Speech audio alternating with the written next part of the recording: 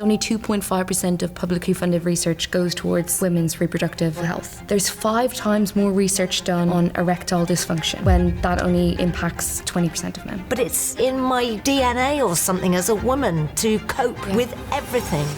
So could you give me 3 big learnings? What I want every woman to come away with is, I think that's the really most important thing. Wait, this is revolutionary. And actually, women are more likely than men to die from a heart attack in the UK. One of the big parts of it is if we see a man come into the hospital, we think he must be serious, whereas women are often seen as being a bit hysterical. Can we just get angry about that? How long are we going to have to bang on about that? I know. But with your body being minimised, when you find a partner who hears you, it's incredible, isn't it? Those little things just go a long way, so then girls don't think, like, I need to suffer in silence. Thank you for what you're doing for women and always having our backs. I'm talking to Dr. Hazel Wallace today. Her new book, It's Not Just a Period, is out. And I'm going to be talking to her about why she got into the medical profession, about why it is that it's so important for us to talk about this, and how we can best support each other through being a woman. So please let me know what your favourite moment was from this pod. And if you could just also like and subscribe, that means that we can continue bringing you brilliant content like this. It's just such a pleasure to meet you because I feel like we've connected. And obviously we've talked to each other before, but it's just really, really, really nice to have you here. I'm so excited. I'm so excited. And I also just want to say thank you for what you're doing for women and young women. And always having our backs. So thank you very much. And thank you, because I feel like I'm following in your footsteps as well, in this space. Well, it needs to happen and it needs to be done. So we're celebrating your new book. I'm just going to hold it up here. Not Just a Period. Yes. We were talking before about the colours. Yeah. Of your books, and I was like, oh, it's lovely you've chosen kind of similar colours for the covers of all your books, but can you just talk me through why? What was the reasoning behind it? Yeah, so I feel like in the space of like women's health and menstrual cycles, it's often just books are very medicalized, a bit boring. You don't want to gift them to someone or take them on the tube. So I wanted to really like normalize the conversation and also create a book that people are really proud to have. And like a nod to the feminine energy as well.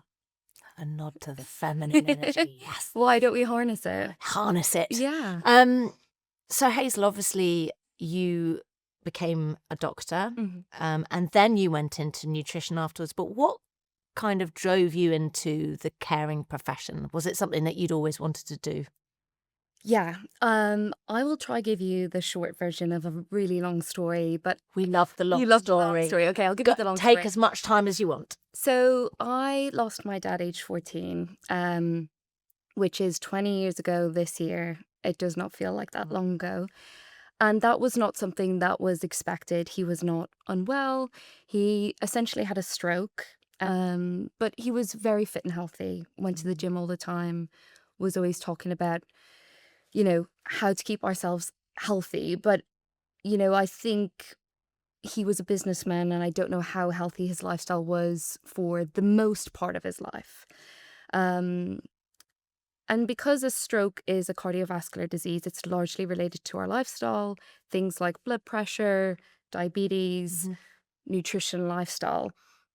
When he passed away from that, and I learned during that time that he had stenosis of his carotid arteries. So the arteries that... What's that? It's basically like a narrowing because there's plaque within the artery. And that would be hugely related to our lifestyle. So that was essentially what killed him. And it was too late by the time we knew why to do anything. And even at age 14, I think something that sowed a seed in my brain that like, what could we have done to prevent this? I mean, 14 is such a sensitive age and a very difficult time to lose a parent. Yeah. So I think like witnessing losing dad, being in the hospital over that week, I thought, you know, I would love to go into healthcare.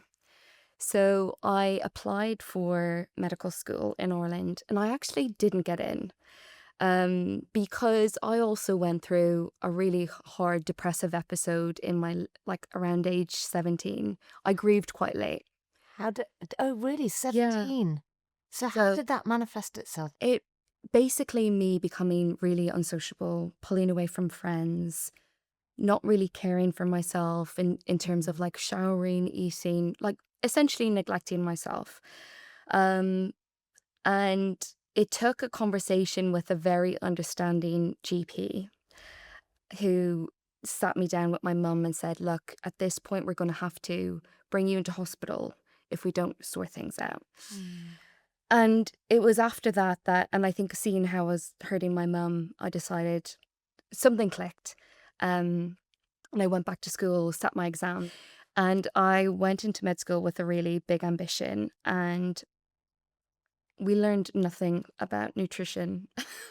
So when you say you went into med school with a big ambition, Yeah. could you just tell me what was your ambition then? Well, I guess I didn't just want to learn about saving people's lives. I wanted to learn about preventing people from getting sick in the first place. So that's what happened with That's your where it dad came comes into from. place. Yeah. And, you know, when you first start working as a junior doctor, you rotate through various specialties. And I just so happened to be, I was working in a central London hospital, and the rotations that I was given were quite acute medical. So people who were very unwell. So a lot of people would die. And I remember just being completely shell shocked by witnessing all of this because maybe a little bit naively, it wasn't something I'd experienced in med school. You know, you go on, you do kind of work experience, but you don't experience the sheer trauma. And so when I was in med school and I was realizing, well, I know how to treat people with pills and surgery, but what happens if someone like Dad walks into my office? Like, what do I do there? And so I set up this blog called The Food Medic 13 years ago now. A little WordPress blog where I would write about how nutrition and medicine are involved, how we can prevent things like high cholesterol, high blood pressure, how they're linked to our kind of long-term health. And it really just took off because at the time, this would have been like 2012, 2013, wellness on Instagram was getting really big. You know, lots of bloggers coming out, but not many of them were really qualified to be giving advice. And there was a lot of backlash going on. So I think the fact that I just newly qualified as a doctor and things like that, people were like, I think I can trust her. And I had someone come knocking for a book deal when I was doing my medical school exams finals. And it was Christmas time and I was home in Ireland. And I remember getting an email to say, we'd love you to write a book. And that was my first book, The Food Medic, and it just really took off. Got it here, Yeah. I mean, I remember all of this. Yeah. I've watched your career from the get-go. Yeah. And I think you're right. I think the fact that it was called The Food Medic. Yeah. And that you had a credential to your name when nobody really else did that was in that field. Yeah. I mean, I would like to touch on how hard it is to trust information online. What's your opinion of that? I think it's really tricky. In the beginning, I would do my best to do a lot of myth busting and things like that. And I'm not a very confrontational person. So I don't agree with calling people out in line. I don't either. I think, I know that some people, that's the way they approach things, but it's negative, isn't it? It's so negative. And also maybe they actually don't know the truth here. You know, maybe they're being misled or this is their truth. So I would always opt for like a private message over calling someone out. And have you done that? Yeah. I have plenty of times. And I've had people completely ignore me. And I've had people say, thank you so much for messaging. I didn't know that. Or some people say, well, that's your opinion. This is mine. So interestingly, when I do it, I don't do it as an expert because I don't know. Don't know, but I might say, like, why don't you contact somebody that, you know, rather than putting that person down? Yes. Why don't you sort of say, I've got a different opinion. But it's social media shouldn't be a battleground Yeah. or somewhere where you choose to try and take each other down, because actually at the end of the day, we're all trying to do something positive.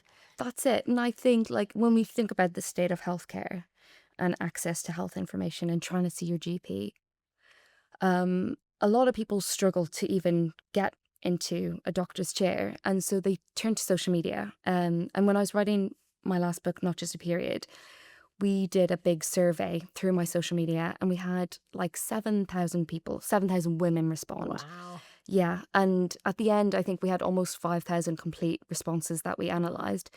But from that survey, we found that most people turn to social media for health advice above their doctors. But it's not their preferred source. They're only going there because they don't feel like anyone's going to listen to them.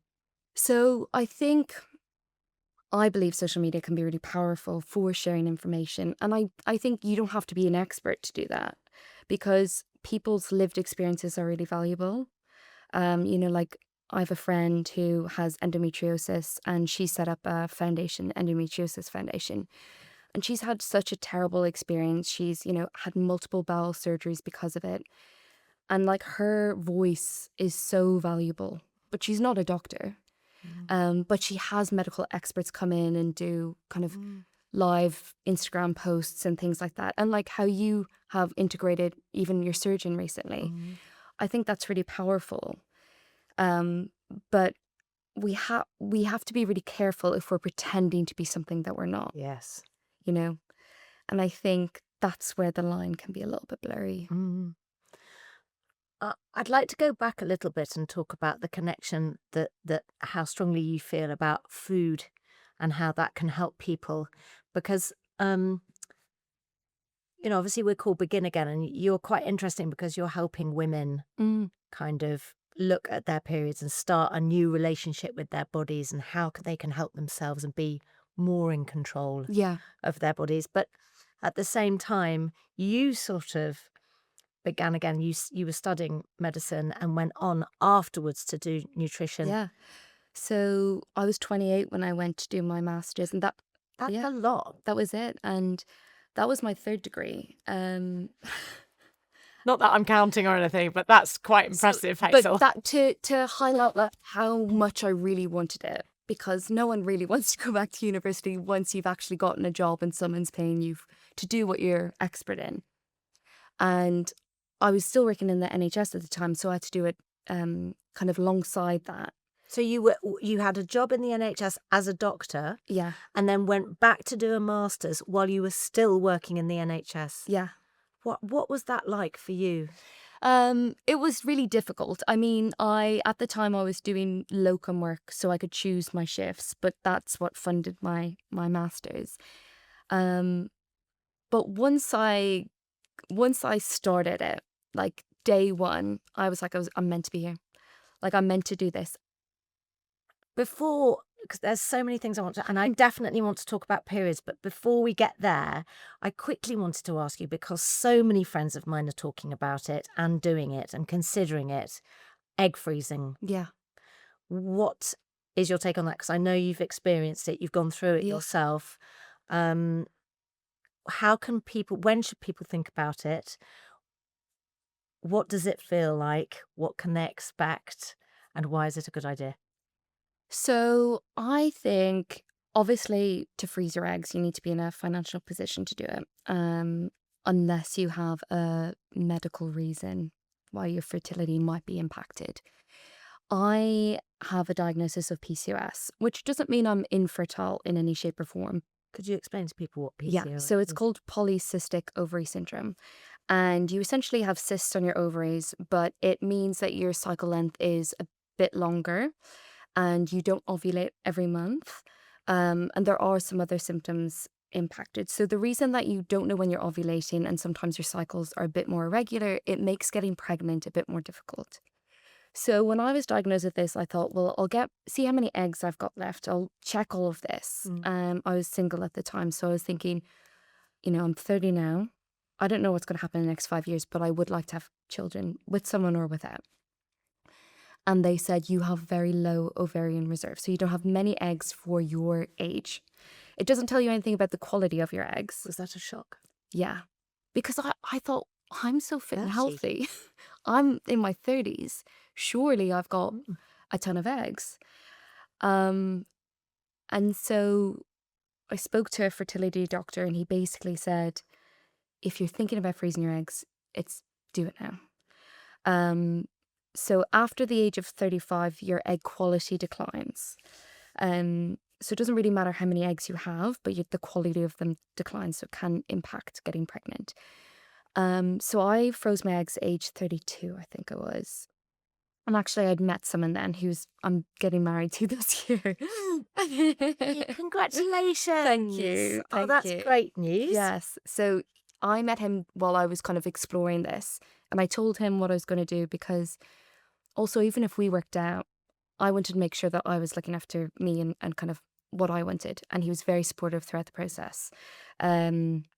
So I think I was very naive going into it, even as someone who's medically trained, because I knew the ins and outs of the different hormones I'll be taking, kind of what the regime would look like, but I wasn't really clued up on how that would physically make me feel.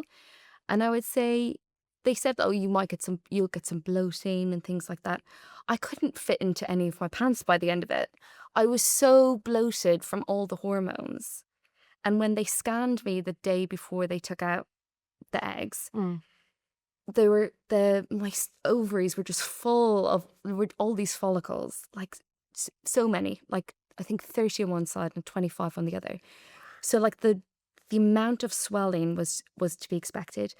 But what I wasn't warned about was afterwards, once they retrieve the eggs, you stop all your hormones. You basically are in what my fertility doctor explained to be like a mini menopause, but they don't warn you about it. So I was so low, tearful. Like I went back to work straight away because they said, oh, you only need a day off work. I couldn't do my work. I was so low. My body was so painful. It was painful to sit on the chair. And I just was like, I felt like I shouldn't feel that way. Why didn't they tell you if that is a common... I think, well, they said there'd be some discomfort, but there's just no warning about the mental impact. And I had friends who had done it, and some of them didn't have such a bad experience. Some of them had a worse experience. And I just think of course you're going to feel the impact of pumping yourself full of hormones for like a few weeks, then having a procedure, which isn't just a small procedure. And then if someone removes all those hormones, you're going to feel really low. And I think also the emotional impact of just, wow, like those eggs are now in a freezer. Yeah. I think what's interesting, sometimes in the menopause sphere, I use the term like medical gaslighting, where they don't tell you something that would really, really help. Yes. And then kind of go, you're overreacting. Yeah, it's like, well, if somebody told me this might happen, then I wouldn't be feeling like this. And I think, interestingly, it's the same with periods as it is with menopause. All the way along on our journey, we get kind of told to stop overreacting. Yeah. It's just a period. That's it. Which is your book, obviously. So just to finish off with your egg freezing, like, was it successful? It was successful. I think the comparison trap is just not one to get into, and I think I did share my journey online, but I didn't want to share about how many eggs I'd retrieved and things, because I feel like people start comparing and say, well, I got more or whatever. And I was like, well, it is what it is. That's good. So I just kind of kept that part private, but I wanted to share my experience of like going through the process, because I wish I had that. And I don't regret doing it. I think it was the best decision. And I may never use them, but I may have to use them because I've not got to that point yet. Yes. And I would say if anyone's considering doing it, it's better to do it sooner rather than later, because your egg quality only declines over time. But the paradox is women are usually only at a point where they can have the time, have a partner if they want to have a partner to do it, and also are financially able to do it when they're later in life. Yeah. So no one's cool. thinking about it in their 20s, but that's probably the best time to do it. Yes. So I think, you'll find with clinics, some of them don't have, really tight age cutoffs. So it's worth having a little chat with someone if you're thinking about it, and go around the clinics. There's so many fantastic ones in London, but also around the UK. And it is becoming more affordable compared to how it used to be. So yeah, but then every month I pay my little membership to keep my eggs on ice, and I say that's my egg gym membership. Yeah, €18 a month to keep them there. So yeah, we'll see. But I do think if you are not ready to have kids before the age of 35 and you have the means to, it is something worth exploring. But as a first step, I would just go get your fertility tested if you're serious about having kids. Does that cost money? It does, but that's a lot more affordable. Like, you can get simple blood tests, even the ones that are the finger prick testing and things like with Fertility, and they'll do it in the post, and they'll just give you a brief snapshot. It doesn't tell you everything, but for me, it prompted me to freeze my eggs. So I think I think all of this is really important is that we are more informed about our bodies and our choices. I mean, this is what we haven't had. No. And this is what is so good Yeah. about talking. Yeah. And what I like about you, Hazel, is that you are very inclusive. It's not just about women talking to each other, or it's about involving men. Everybody get on board. Dads of daughters who are in their 20s or 30s. It's about husbands or boyfriends or fiancés of women. It's about having a grown-up conversation. I love the fact that you just met a guy. Yeah. And you told him you were freezing your eggs and that he didn't run. Yeah. That he's that guy who's like, I totally understand why you're doing it, that I might not be involved. Like, let's just see how we go. And you carry on. These are modern conversations. Yeah. Yeah. Actually, when I was having the procedure, and you're not under general anesthetic, it's like heavy sedation. Him and my mum were in the McDonald's next door having a little coffee waiting. And that's where he asked my mum if he could marry me. While you were having your egg. I know. He didn't tell me that until later. I was like in McDonald's in Dublin. That's so romantic. I know. But actually, very sweet. It actually is. Yeah.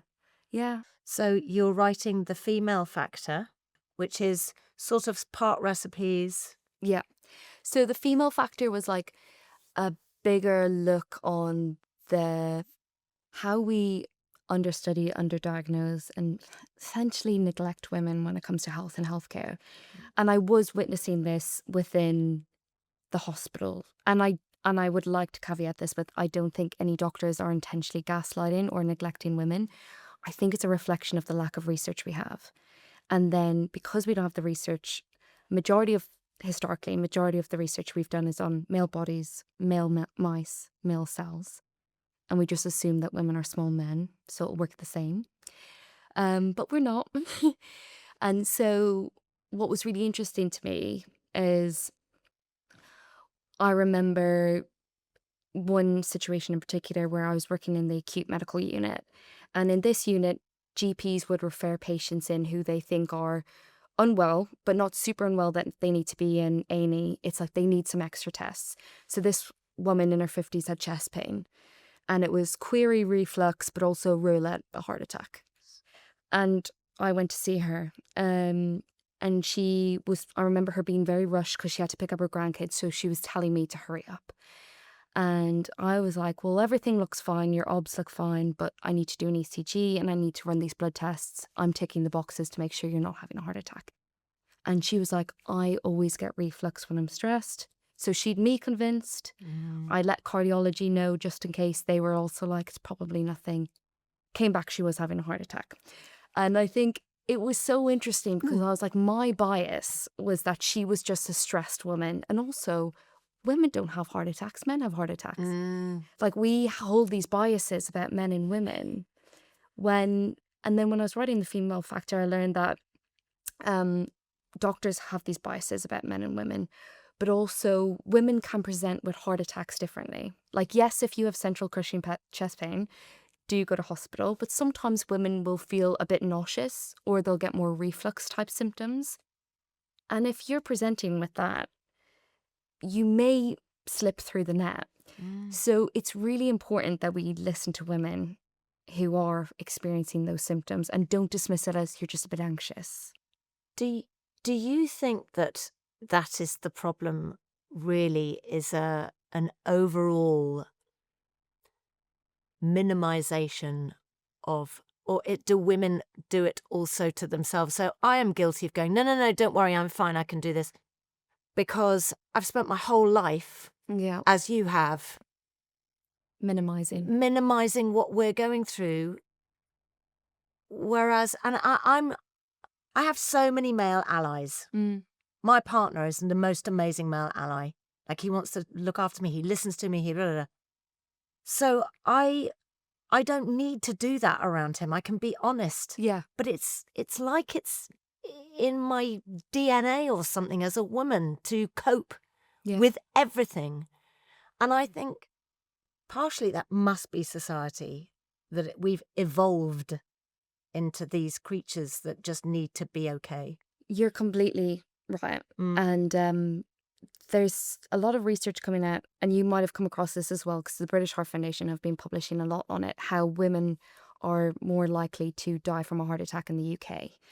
And we've been trying to understand why, but there's so many different reasons to why that might be.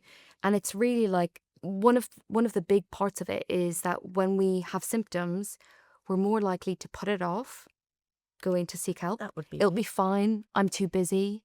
I'll just take a painkiller. Look at this woman. She was trying to go and pick up her kids. Whereas if men are in pain, they will take it seriously. And if we see a man coming to the hospital, we think he must be serious. Whereas women, again, not to say that we're gaslighting women in general, but women are often seen as being a bit hysterical. Where did the word hysteria come from? Where did it come from? Basically, it was a made-up condition saying that women had this hysterical illness and it manifested from the womb. We were sick by our womb. It's not a real thing. So for years, women were diagnosed with this made-up condition. So when we say that we're hysterical, that's where it's coming from. I know. But I thought it was because I was really funny. You are hysterical in a funny way. But that is unbelievable, it's right? unbelievable. And just to follow up on that, when it comes to pain, women's pain, we're taken less seriously. We're more likely to have our pain diagnosed as psychogenic, which means it's not real. And when women ask for painkillers, this is backed by research, we have to wait longer to get them. So it's something to do with not being believed as a woman. And there's no biological reason why we would make that up. So I think my assumption is it's all just wrapped up in gender biases, that women are emotional. But it's entrenched. It's entrenched. In society. And healthcare. How do we stop it? With more research, more awareness. I mean, research. Can we just get angry about that for a minute? I know. How long are we going to have to bang on about that? We have to keep banging on about it because only 2.5% of publicly funded research goes towards women's reproductive and gynecological health. And I think when I was writing this book, one of the stats that really jumped out at me is that 90% of women who have a period experience premenstrual symptoms.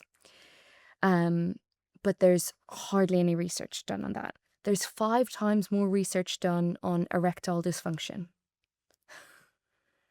when that only impacts like 20% of men or even less.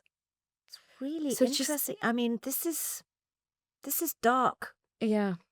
So we need, first of all, we need more people to care about it so that we get investment into it. But what I don't understand is about people caring about it. We are 51, maybe even 52% of the world, women. So how come more Like, we are half that. Why don't half the people care about it? What's up with that? I think because we've also been brainwashed into minimizing it as it's just a period, or it's just the menopause, or it's just pregnancy. All women go through these things. It's just part and parcel of being a woman. You know, So suck it up. so suck it up. Yes, I mean, I mean, I'm very lucky. Everything in gynecologically for me has been relatively straightforward. Yeah. But I was saying my daughter Yeah. has adenomyosis, and it is thanks to um, a doctor on Instagram that we looked into that and sort of started questioning a little bit more around her symptoms and things.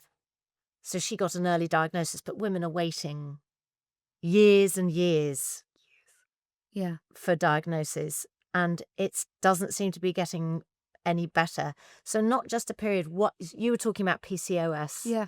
Was that part of the drive to get out there and start talking about it? Yes. Yes. So I was diagnosed with PCOS in 2018, and I knew something was wrong because my cycles were becoming more regular, and I was experiencing acne that I haven't had in years, and multiple other symptoms. And even though I was a working doctor at the time in the NHS, I had to really fight, really fight for 2 years to get my diagnosis. And I finally got my ultrasound and blood test, which confirmed that I did have PCOS. And it was so validating. But also, I was like, what do I do now? And the consultant turned around and he said, well, you're not overweight, so just cut the carbs and come back when you want to get pregnant. And I was like, this is the most useless piece of information. And now I work in a clinic. I have my own clinic, and I work specifically with women. Most of them have PCOS, and I consult them on nutrition, and we're able to transform their cycles, get their cycle length down, help them ovulate, help them get pregnant. And this is just with food. Yeah. I mean, that's incredible, right? Yeah. And side note, I don't tell them to come off medication. Some of them don't need medication. I don't need medication, luckily. So I'm very much not this or that. I'm very much this and that. But how, like, if I had that information, years ago, I would have got to a place much quicker. And I just think, again, like the way it was so minimized and the way I had to fight for it. So that really did inspire my book. But off the back of writing The Female Factor, my DMs were just full of women having really bad periods and just being told it's normal. Heavy periods, painful periods where you're taking annual leave, using unpaid leave to take days off. And then, women who are unable to get pregnant, women who have really long cycles, lost their cycles because of stress.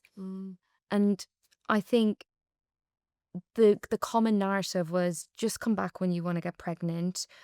It's normal. It's just a period. Try the pill, but not looking into what was actually going on. And so I wanted to write a manual that was essentially like, what's normal, what's not, what do I do when this goes wrong? And also, how can I live across my menstrual cycle? What food should I eat? How does that impact exercise or sleep or my breast health or my libido or my mental health? And I think, like, when I was writing the book and doing the research, I was like, I feel so empowered.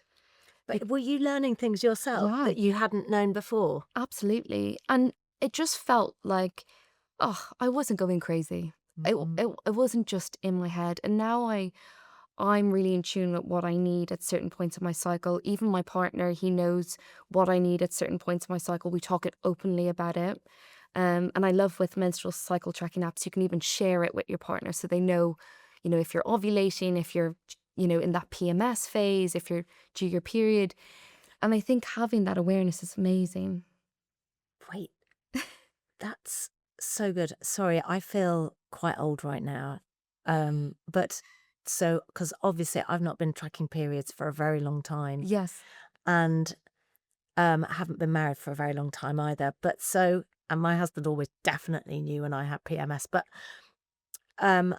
so your partner, not he, like man or woman, but your partner would know when to brace themselves for the PMS phase. Yeah. That's so nice So good. because they'd be able to offer you more understanding when you're struggling. That's a brilliant idea, isn't it? Yeah. Yeah. And I think it's like, it's having that awareness. And one thing that does drive me a little bit mad is how we always assume it's women's hormones if they're upset. So I think Yeah, that's true. what I I always used say, to hate that as well, yeah. don't just assume that she's Yeah. due her period or Have you got PMS? No, you're just really annoying me. that's it. Yeah. Sometimes you're just really annoying. Yeah. And that's a conversation I've had to have with my partner. But some really interesting research I came across when writing the book was around PMS. And they took a group of women who experienced PMS and they put them in two groups, one who had therapy and one who had couples therapy. And they found that couples therapy was more effective at reducing symptoms of PMS because the women felt really supported. Yes. And so what that really shouts to me is that it's not just hormones. It's, maybe decide that you're going to cook dinner this week, or maybe just take the bins out and don't complain, and just be a little bit more helpful during that time because it will make her experience of PMS so much more bearable. I mean, as a woman, I think having been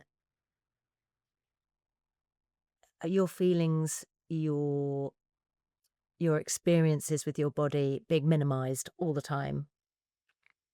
When you find a partner who hears you, Yeah.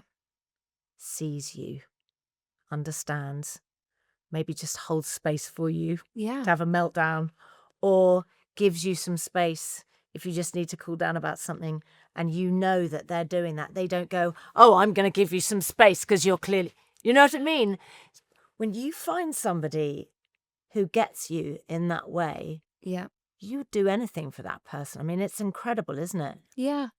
And I would say, like, in all honesty, that with my current partner, it didn't start like that when it came to talking about the menstrual cycle. He grew up not really ever having that conversation. And so when we started dating and he realized that all I do is talk about periods for work and, I'm really passionate about it, he was a bit like, whoa, just give me the need to know information. And I was like, I'm sorry, this is my work. You're going to have to get used to it. You're going to not, you can't be squeamish about it. And now he knows so much about the menstrual cycle. It's so normalized in our household.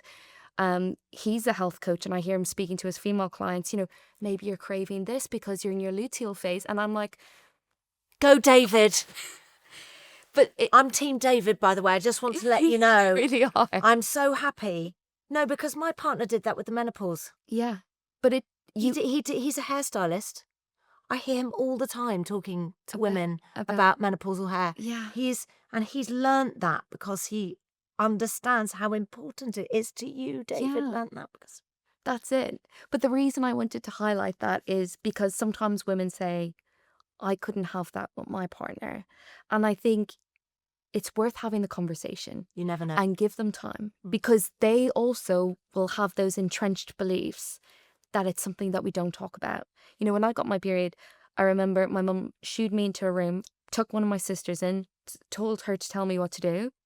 And my dad didn't have a conversation with him, but every month he would bring me a hot water bottle, but he'd never mention anything. He'd just give me the hot water bottle in silence. I know.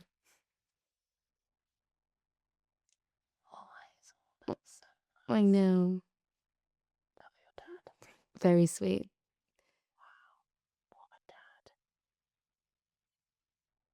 What a man. What a man. Oh, sorry. How lovely is that? Yeah. I'm not going to say anything, but here's just a thing to let you know that I know. Yeah. And I think that just goes a long way. And I'm not a dad. I don't know how they feel. David might be one day. He might be one day. And I think maybe some young girls will feel uncomfortable if their dad wants to have a really deep conversation about it. But if they do the little things like make sure they have whatever products they need, add it to the weekly shop, give them a hot water bottle, make a nice dinner, get some Ben and Jerry's in the fridge. Like those little things just go a long way. So No, then girls don't think like, I need to suffer in silence. Because if they know dad doesn't mind if I tell him that actually I'm being sick because I'm so unwell with my periods, like I can't go to school, I'm missing PE, they won't feel like they have to suffer in silence. Yes. So whilst you were writing Not Just a Period, what were the big learnings? You know, could you give me 3 wow moments where you're like, okay, this is big? Yeah. I would say like big top line wow, which is what I want every woman to come away with, is the hormones that orchestrate our reproduction, so our menstrual cycle, our menopause, like estrogen and progesterone. They are not just influencing when we have our periods. They influence everything from our brain health, our gut health, our mood, our sleep, what we crave, how strong we feel, how energetic we feel, how motivated we feel. So understanding that will give you so much insight into what your body needs. And that's regardless of where you're at in your reproductive life. So I think that's the really most important thing. I think the second thing, and we touched on that as well, is it's not just hormones. You know, there's so many other things that influence how we feel. And, you know, around just before the next period, most women experience PMS. So emotional and psychological, but also physical symptoms. So that could be anything from like breast tenderness, cramping, bloating, but also feeling a bit more tearful, feeling a bit angry. And I think oftentimes we just pass it off as, you know, it's just PMS. But for a very small percentage of women, 5 to 8% of women, there's something called PMDD, where it's really severe, premenstrual dysphoric disorder. And they get really depressed, sometimes have suicidal thoughts. And that's really poorly unrecognized. And I know a lot of women experience it and are really struggling. And I think if we can raise more awareness about that, to listen to women if they are feeling really low, especially if it's cyclical. So if it's happening in those 2 weeks before your next period and it's happening every cycle, that's something to look out for. So it's different from depression, where it would be there all the time. It's happening in that 2 week period. I had a client who was experiencing this, and she would say, I only get 1 good week a month. And oftentimes we'd do our calls and she'd be in bed because she was just feeling so low. And a lot of the work that we did was just making sure that she had healthy meals in the freezer for those really difficult weeks. You know, it was just getting her nourished and making sure she was doing well. So I think we cannot underestimate the impact of our cycle. And I guess third, I would say there's a huge productivity loss because of the menstrual cycle. But if I flip that on its head, what about if we harness our hormones, we understand what we need? How much productivity could we gain? Like how much are we holding ourselves back in our career or being held back in our career because we're not fully in tune with our cycles? And I know it shouldn't be our responsibility to learn these things, but unfortunately, we're kind of at that stage until the rest of the world catches up. So let's learn about how we can optimize our sleep around our cycle, our nutrition, our exercise, our workouts, so that we can show up better in the workplace, so that we can, you know, achieve our goals, have better relationships, be open in our relationships. And I think I love that empowering message because I want women to learn about their cycles, not just when something goes wrong, but so they can have a better experience of their cycle. And so they can have a better life. Yeah, exactly. I mean, it's empowering a woman to lead a happier, more fulfilling, better life. Yeah. I can't think of a better thing to help women with Yeah. than that. Yeah. Hazel, I just want to say, Dr. Hazel Wallace, thank you so much for talking to me today. Good luck with your wedding. Thank you. Congratulations. Thank you. But thank you most of all for supporting so many of us. I've loved following you. You know, I'm a long-time adopter, but particularly Not Just a Period. Amazing for my girls, amazing for mums all over the place and young women. So thank you. Thank you. So much. I I really enjoyed talking to Hazel. I think basically what was brilliant about it was that I had two different hats on. I had the hat on of being a mother and a parent, but also of being a woman and having gone through this journey. And once again, understanding how important allies are. We need everyone on board. I loved hearing about Hazel's husband. Let's big up David. It was a really informative and interesting and brilliant chat. Yeah, I loved it.